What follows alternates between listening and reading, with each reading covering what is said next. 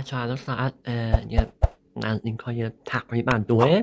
این وضعیت اون بالی که قرار واسه این ویدیو استفاده بشه هست. همه اونا الگوان، اون دوتا الگو رو دادم، اون کوچیک‌ترینه این بزرگترینش. فعلا بالم اوکی کردیم واسه مفتول درستش کردیم، همه چیز اون اوکی، اون آماده است. ولی الان کلی باید از برگای بلندش رو بذاریم.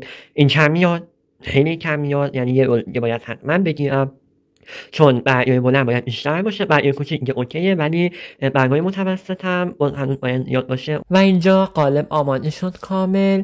روز دوم شد و یه اشتباه برای چسبوندن برگا کردیم و مجبور شدیم که کلا دوباره بکنیم و از اول بچسبونیم. اینجا تقریبا یه طرفش آماده شد از برگا و اینجا داشتیم بقیه‌اش رو ادامه میدادیم.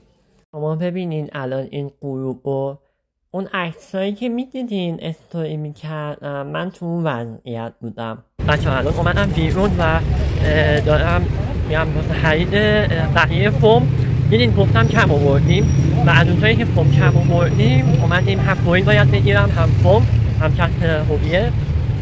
خب شاخم آماده کردم با فویل و چسب برقم زدم بهش، منتها چون حوصله نداشتم دیگه تلش رو خریدم و توی ویدیو میبینین و همونطور که میبینین میکنم شب سوم چهارم اینجا. خب بچه‌ها بعد از یک هفته کلی کار تا ساعت 3 و 4 صبح نشستم که همه الگوها رو با مامانم در آوردیم.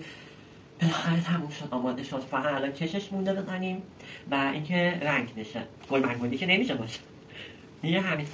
من خیلی خوشگل شده.